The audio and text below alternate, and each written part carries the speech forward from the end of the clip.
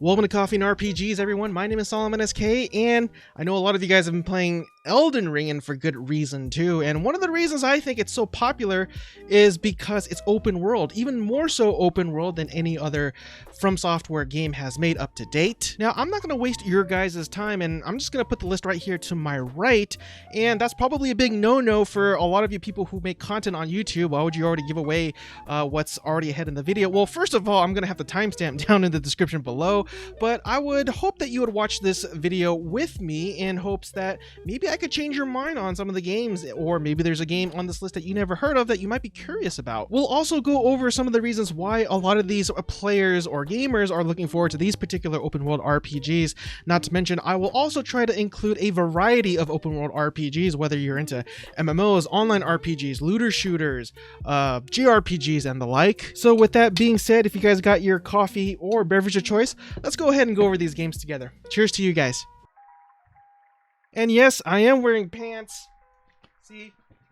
It's probably one of the questions I get the most for some reason, but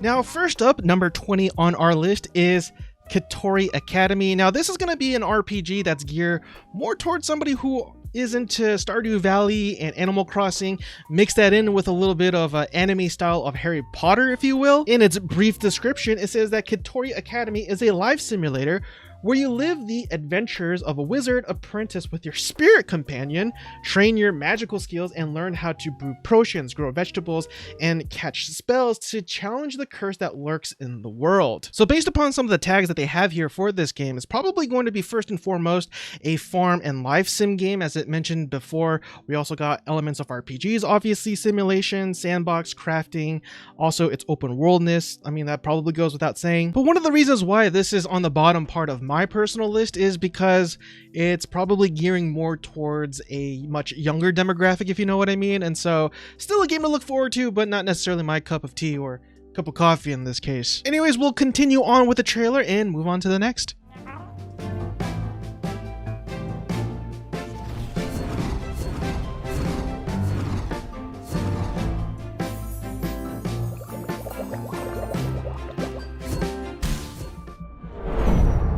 Let's hope those terraformers don't wake up before I finish the job, so I can pick you all up.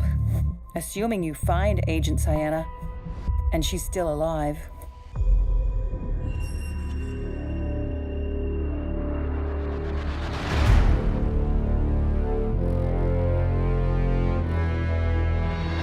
Okay, I'll lead the way. I lost contact with the troopers when they entered the cave over there on the left.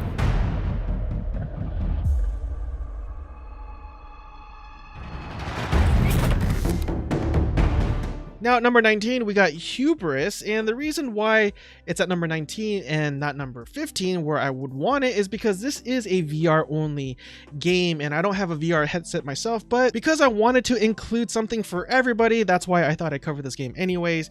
And it says here in their description, a recruit of the O is sent to the Twin Planet system to search for Agent Sienna. I believe that's how you say it. I do apologize if I'm mispronouncing that. To survive, you'll have to shoot, swim, climb, and jump your way through the harsh environment of a planet being terraformed, which is actually really interesting. Together with pilot Lucia, you have to fight the wicked enemies of the O. And as you saw before in the trailer, there's a lot of things, a lot of involvement and motion that you have to do with your whatever those you call those VR sticks or VR controls. And yeah, if I had a headset myself, it definitely looks like a very immersive game. But at the end of the day, it's probably something that might catch on. Who knows? I don't know where VR is going as of right now, but maybe it'll be a huge thing now that we have Meta coming out from Facebook. But anyways, if you are a VR player yourself, again, you got something to look forward to. If you're into open world RPGs. System. You're on your own.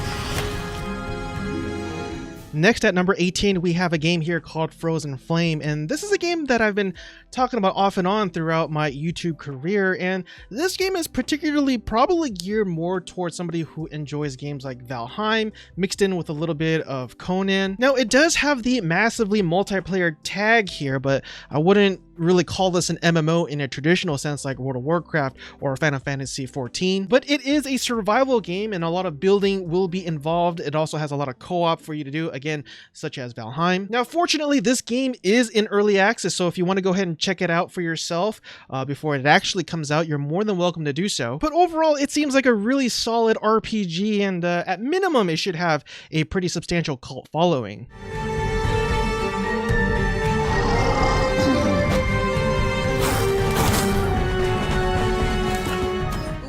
Child.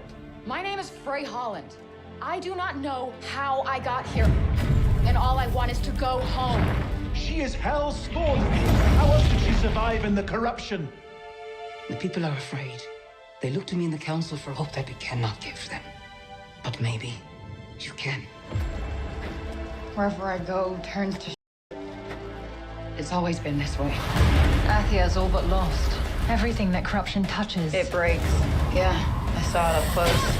Now at number 17, we have a Square Enix game called Forspoken, and this is one of those games that's been in development for a while and went through some different iterations from what I recall. Now, this is an RPG that might be enjoyed by somebody who enjoys playing, for example, Horizon Zero Dawn. Now, there was a cartoon that I watched when I was a child where a group of football players transported back to the time of Camelot, and they had to like do a lot of weird stuff and fight for the king while at the same time trying to find their way back to their timeline, and that's what this game kind of reminds me of. As it says in their short description, that Forspoken follows the journey of Frey, a young New Yorker transported to the beautiful and cruel land of Athia. In search of a way home, Frey must use her newfound magical abilities to traverse sprawling landscapes and battle monstrous creatures. Now, one of the things that sets this particular open world RPG apart from some of the others in this list is that it actually has a lot of parkour in it, as it's one of the tags here, and that of in itself could make this game really fun.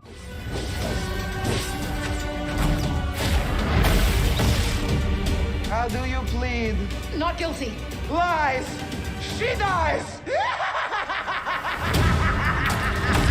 When I left Nivalis, I thought this city was falling into the sea. Now everyone I meet thinks it should have. But not me. Some people think Nivalis is a place you have to survive. But here, I thrive. The lights, the music, the drinks, the food, the drugs, the street races, the speed of the place. It's a damn cocktail.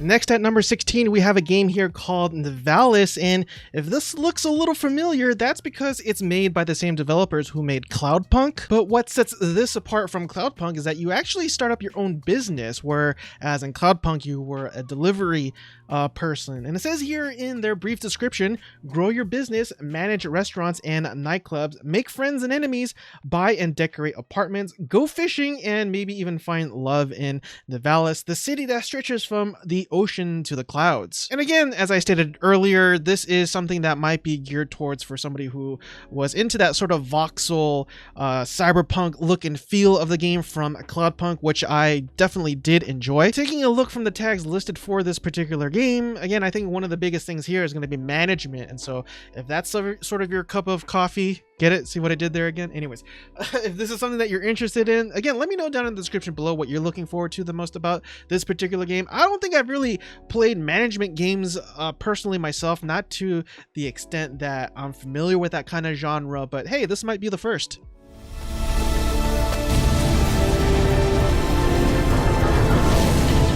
That was a Tech Corp android. They finally found us. After all this time, running this far, they still found us.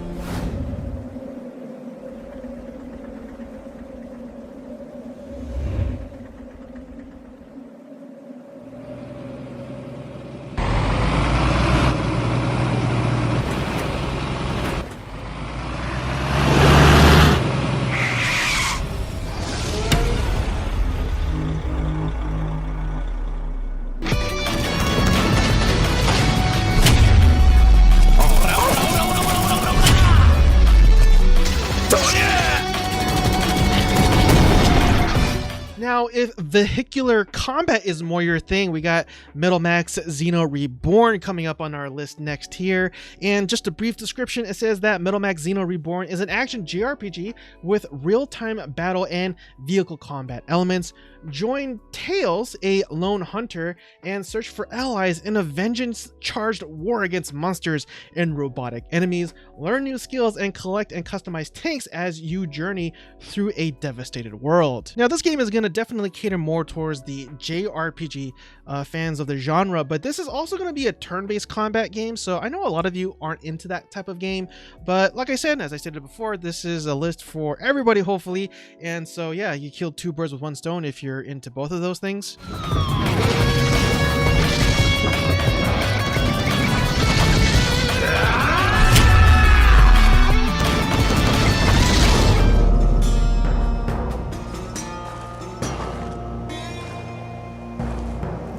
Still can't get it. What on earth has brought my parents to this country?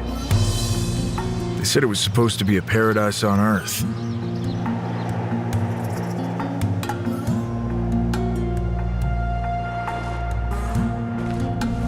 And from my childhood, I only remember sand, dust, and fear. Now, one of the things that I appreciate about this particular game coming at number 14, Wild West Dynasty, is that they take the survival genre but give it a Western spin. Now, this is something that's probably done before, but not to the extent this game actually does it, in my opinion. But anyways, like I said, number 14, Wild West Dynasty. Cowboys, settlers, and gunslingers build your own ranch, provide food and wealth, and soon more settlers will join you in your quest for happiness.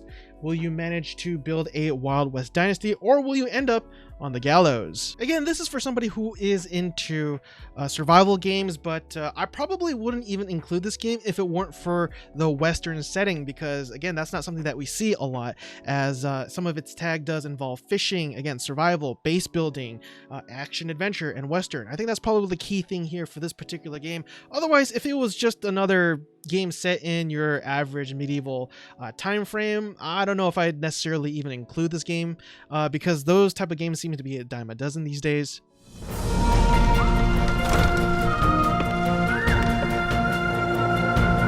But now, the time has come at last to take back what this land took away from me.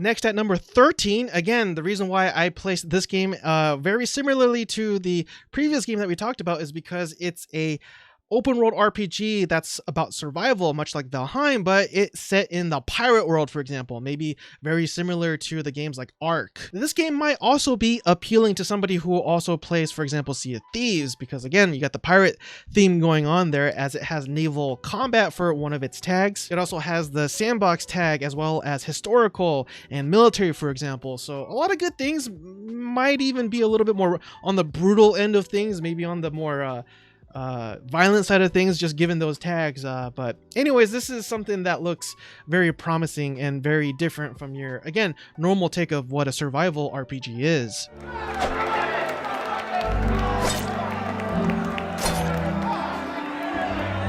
Ever had one of those days when you wake up on an unknown planet after being frozen for 350 years? Dumb question. Can't wait to find out how the hell I got here. And just what the hell is going on. So, I get involved. Maybe I can even influence the outcome of some things.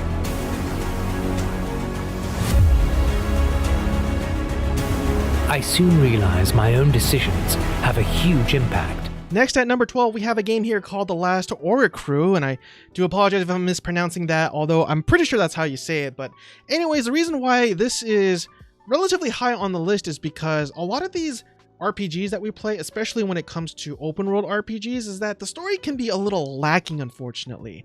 And this is a game that's kind of trying to go against that, as it says here in their description, that The Last Oricru is an action RPG with a strong emphasis on storytelling and player choices.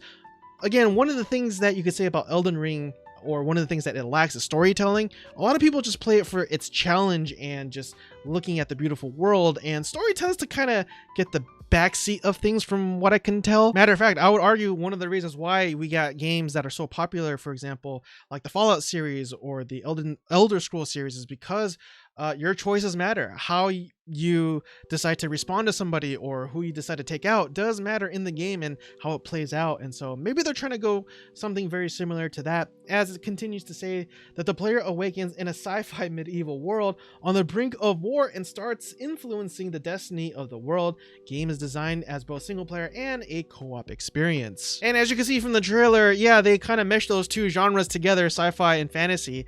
We've seen multiple games and even movies that try to do that, and not so successfully, and we'll see if this game actually is able to pull that off. But in any event, I'm really looking forward to the story aspect of this game more so than anything else.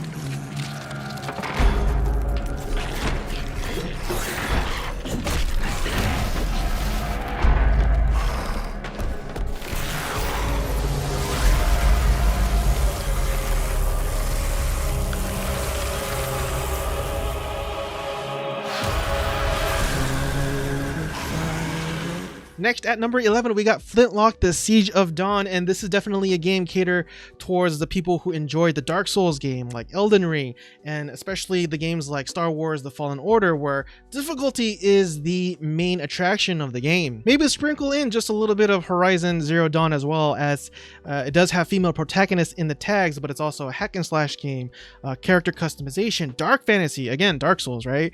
Alternate history, lore rich, choices matter, and the such. And again, if you are looking forward to more Dark Souls game or Elden Ring like games, this is the game definitely for you. Of the powder smoke and laugh in the faces of the gods below. Here you will meet lifelong friends and grow into your own magical abilities in the classrooms of the world's most talented professors. And while your journey begins at Hogwarts, brewing potions, taming fantastic beasts, and mastering spells, there is a larger world beyond these walls. A world filled with dangers you can't yet imagine. An ancient knowledge long gone from this world. Next at number 10, and some of you might be even surprised that I placed this so low, or maybe even so high, I guess, depending on which way you look at things. We got Hogwarts Legacy, and yes, this is a Harry Potter game that's been recently has been announced. And the reason why I placed it at number 10 is because, admittedly, I'm not that huge of a Harry Potter fan. I did enjoy the movies; they were great. I read none of the books, but so I kind of had to take a step back and be a little objective as much as I can about it. And if I took away the Harry Potter elements out of the game and let the game stand on its own merits in terms of what it's about, the gameplay, the story, the mechanics and stuff like that, can it still hold up? And my answer was yes. And so that's why, I don't know, maybe it was a cop-out. That's why I placed it exactly in the middle of the list at number 10. But I know a lot of you guys are excited about this just because it is a Harry Potter franchise at the end of the day. But again, it says here in this description, experience Hogwarts in the 1800s.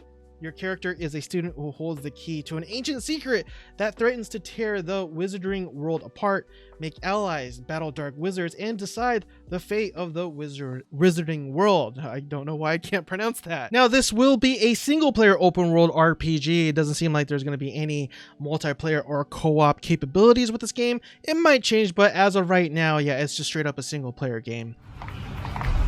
Griphook, you'll be under the invisibility cloak with me. There'll be a Horcrux in the Lestrange vault room. We find it, then we're one step closer to killing you-know-who. Hermione, how do we destroy Horcruxes if we give Griphook the sword of Gryffindor? It's the only way he'd help us. Besides, he doesn't have the sword. Human of tomorrow! There's a man in the facility. He's armed, and he's equipped with an experimental polymer glove. We have no chance. Become a part of the collective and acquire true superpowers. Hey, soldier. Wake up. You okay? I'm okay. Get up. Want to learn Chinese in 5 minutes? Or maybe get a PhD in quantum physics in just 1 hour? With the launch of the Collective 2.0, all this knowledge will be available to anyone! Arriving shortly at your destination with an ETA of 11:47.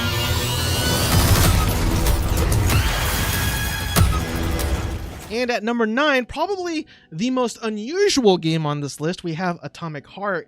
And just from the trailer that you've seen so far, a lot of the enemies are just very weird and just strange looking. It kind of reminds me of Scarlet Nexus because a lot of the enemies from that game are just odd looking, but this game cranks it up to number 10 or 9, or I'm just saying it's a really unusual game. And it says here in their description that Atomic Heart is an open world action RPG, events of which unfolds in an alternate universe during the high noon of Soviet Union. You are a P3, a special KGB agent who is investigating the catastrophic events of facility number 3826. I have no idea what any of that means besides KGB, but it does sound really interesting given the fact that if you're into sort of that Cold War era and aesthetics and just overall that kind of stuff, this game definitely looks like it's going to be awesome. The closest demographic or fan of this game that I could think of is maybe if you're somebody who enjoyed Dying Light and Dying Light 2, as those games also has like weird zombies in them, but a little different. I don't think I could really find another game that's very similar in the fact that it's just so weird and out there, but it does look like a game that's going to be more for the adult demographic, as gore is one of its tags here in the game, but again, it's pretty high on my list just because it's just so different, so weird and strange at the end of the day. We've got 30 seconds, let's go! 30 seconds to what? And then it's total Biap his dad, son. That's what.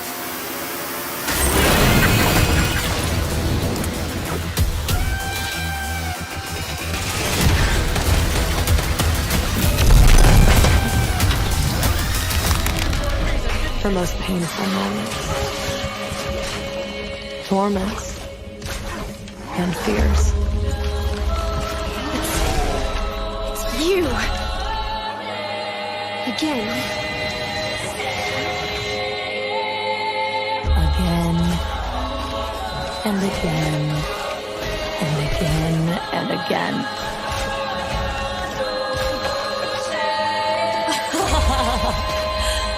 Now, next we got Blacktail on the list, and the reason why this game intrigues me is because it really seems to emphasize the ability to play your character as really good or really bad, because a lot of times these games, or the devs at least, kind of push towards the good side of the character without giving you the option of playing a bad character at the end of the day. So I really like that dynamic. It's also going to use a lot of elements of Slavic mythology, which I think is really cool. As it says here, become the Witch of the Woods in Blacktail. Slavic myth comes to life in this surreal first-person action adventure. Discover Yaga's story and guide her along the path to become either the fearsome guardian of the forest or the dark legend that haunts children's nightmares. Again, there seems to be a really big emphasis on choices and how you play the game to determine which type of ending, if there is one, in the game. As it says here, again, choices matter, very atmospheric. Again, you got the open world tag, action RPG, surreal, which is something that you don't really see a whole lot in Steam games, or maybe you do, but they don't seem to be very popular. And so we'll see where this game, or how well it does actually with those particular tags. I'm definitely looking forward to this one.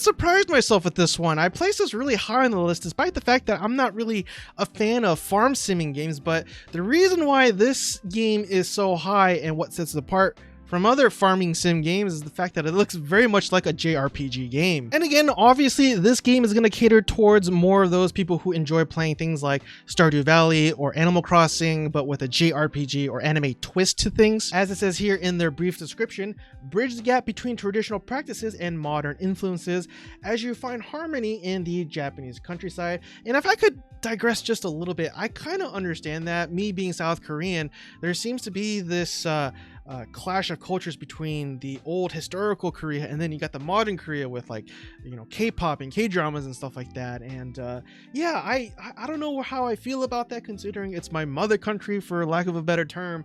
And so maybe that speaks to me. Maybe that's why it's higher on the list, because of that fact alone. Anyways, continuing on, it says cultivate new experiences, build thriving homesteads, and let your relationships with the locals blossom. Admittedly, I do enjoy watching this trailer, so we'll play a little bit more before we move on to the next game.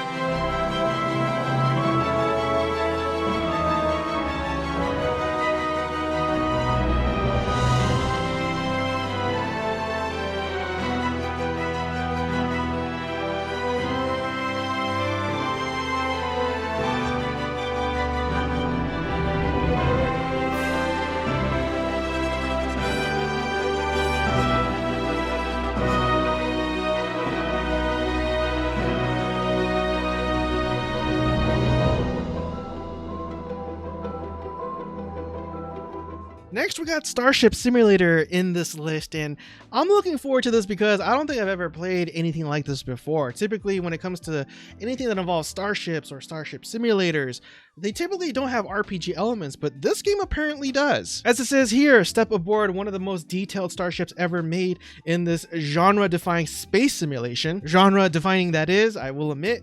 Goes on to say, serve as part of the crew of mankind's first ever deep space exploration vessel, where billions of distant, uncharted worlds are waiting to inspire awe and challenge you. Do you have what it takes? And yeah, it just looks awesome because, again, you got that sci-fi element, the RPG element, the open world element, but you could also, again, I would assume, design and customize your own starship to cater to your needs and wants, rather than just having your stereotypical, I don't know, Star Wars game or Star Trek Online game. Matter of fact, this game looks very similar to Star Trek in terms of its starship design. I hope they don't get like a cease or desist order or anything like that, or copyright issues. It kind of makes me a little nervous, but I think this could be one of those games that could really take off if done right.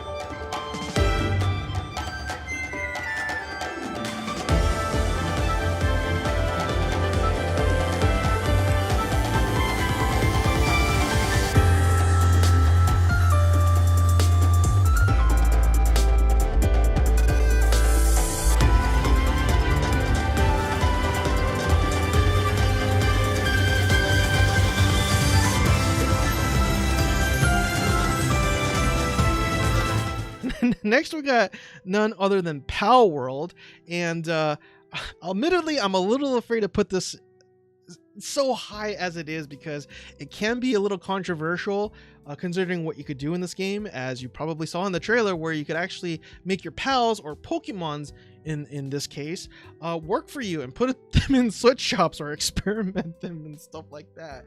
And also, they just have some of the most funniest trailers available too. I did a reaction video last year, and I'll have a link to that towards the end of this video if you want to take a look.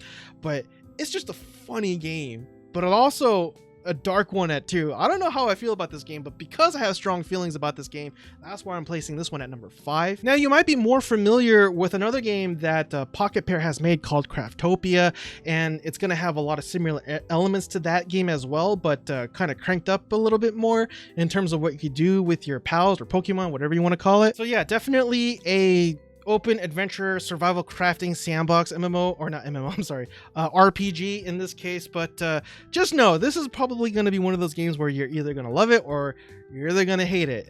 And we'll see where this game goes, because oh boy, it's going to be interesting to say the least.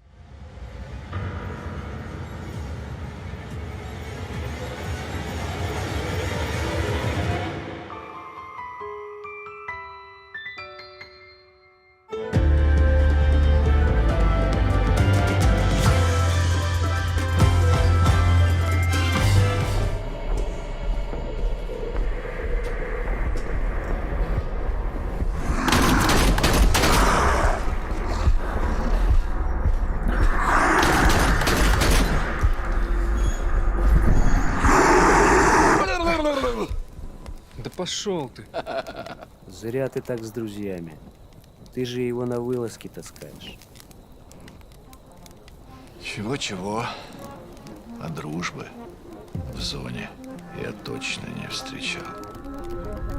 Это верно. Он мучился? Нет. Это хорошо. Он этого не заслужил. А пулю заслужил. Жаль, что ты так с ним поступил. Мне тоже. Считаешь, я не думал, как обойтись без его смерти?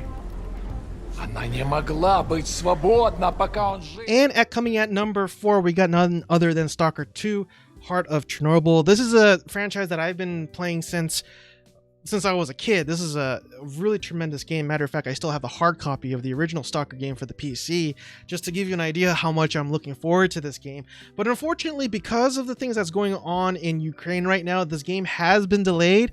Matter of fact, their studio is in Kiev, and we all know what's going on in there. Unfortunately, this isn't a political channel, and so I won't go more into that. But again, this is obviously going to be geared towards more for somebody who enjoyed the original Stalker games. This game might also appeal to somebody who plays Chernobyl, for example, maybe even Fallout 2, considering they're both they kind of have that post-apocalyptic look and feel to the game as well. Now, the game does say it has a December 8th 2022 release date, but again, because of what's been going on, I don't know if that release date has been updated as of right now, but who knows at this point. But yeah, I'm still looking forward to this game, but at the overall bigger picture, I just hope things just get a lot better with what's going on over there with everything, not, you know, but anyways.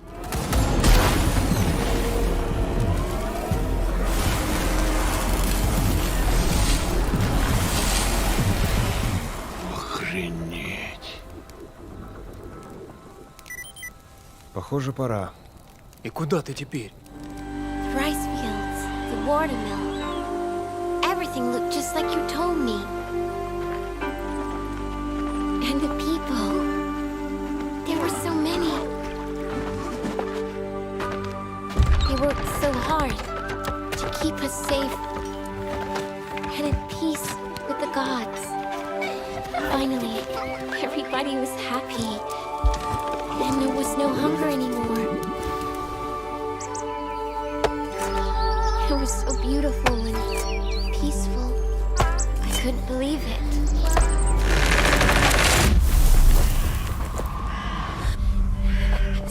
Now, heading on to the top 3 portion of my list here, and this one might be something that many of you may not have heard of, and I'm definitely looking forward to it because of its uniqueness, and that's none other than Sengoku Dynasty. Now, this is a survival RPG set around feudal Japan, and as far as I can tell, there really hasn't been a lot of at least popular games set around that time era, much less a survival game at that. As it says here in their brief description, experience an epic adventure in feudal Japan and build your own village in a beautiful oceanside valley in the cross-genre game. Cross-genre certainly is, in my opinion. Protect your settlement from the dangers of war-torn Japan and rise from simple peasant to man of legend. Now, this admittedly is a little bit more difficult to categorize just because I don't think I've ever or heard of any games like this. Best I could describe it as, say, somebody who enjoys Valheim, but also Rust at the same time, but in feudal Japan. And so, yeah, I think this is going to be one of the first games that I've ever played where it has this type of setting where you're in control with its survival mechanics and whatnot. It also has ninja as a tag, which I think that's pretty cool. Maybe you can play as a ninja. Maybe samurai is also a tag that should be in this game, if that's a tag at all. But yeah, I'm really looking forward to this one. I mean, if you enjoy playing games like Sekiro Shadows Die Twice, or even Ghost of Tsushima, but you want to be playing something a little bit more survival like, more RPG like, this might be the game. I'm really excited about this one. Please, promise me that we will survive.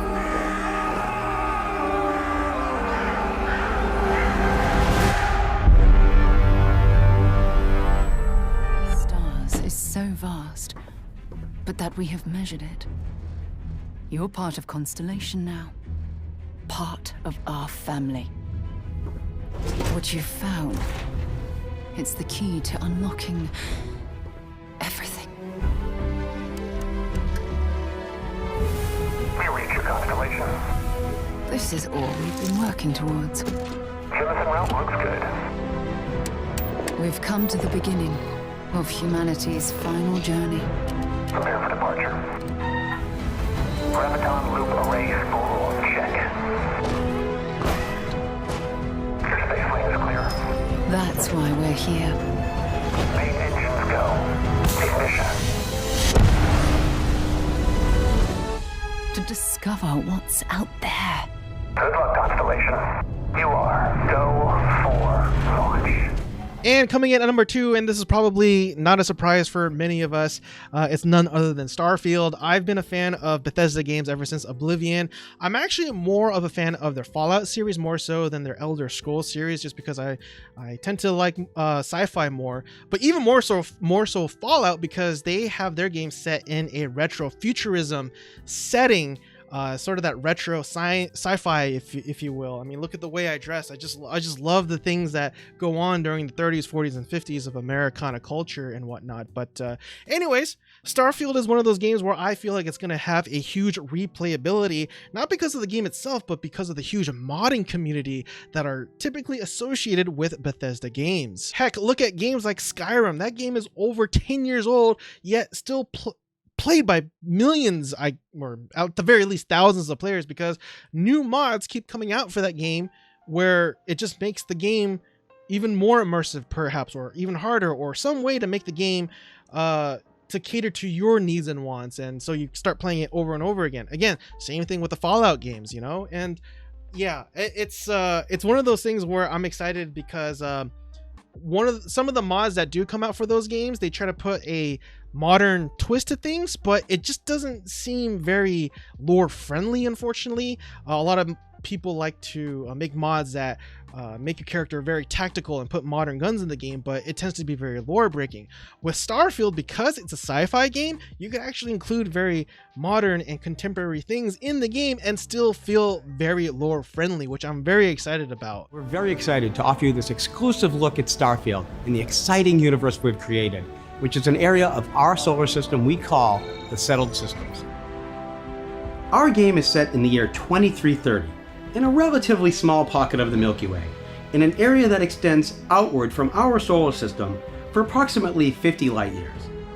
Around 20 years before the start of the game, the two largest factions in the Settled Systems, the United Colonies and Freestar Collective, engaged in the bloody Colony War. Today, the major factions enjoy...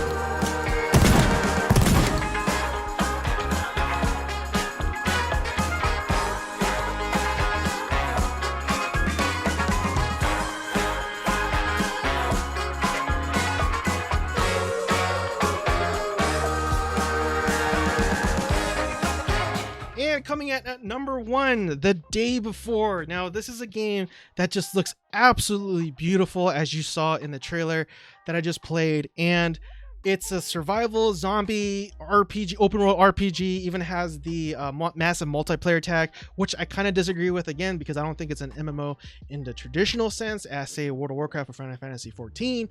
But at the end of the day, it looks like a very fun game, especially if you want to play with friends who also are into games very similar to, say, The Division and Division 2. Mix that in with a little bit of Dying Light and maybe even Rust, and you have a recipe for a game that could do tremendously well, and again, very immersive, because the graphics of this game is it's just mind-blowing to me. And just briefly here in the description, it says that The Day Before is an open world MMO survival game set in the deadly post-pandemic America, overrun by flesh-hungry infected and survivors, killing each other for food, weapons, and cars. To be honest, for number 1, that's really all I could say about it without boring you to death. It's one of those trailers where I saw and I was just instantly hooked, just so mesmerized by the graphics and just the way the gameplay felt, or from what I could perceive at least. And so, yeah, we'll just kind of continue on with that before we get on to our honorable mentions. Wow, I can't say that word.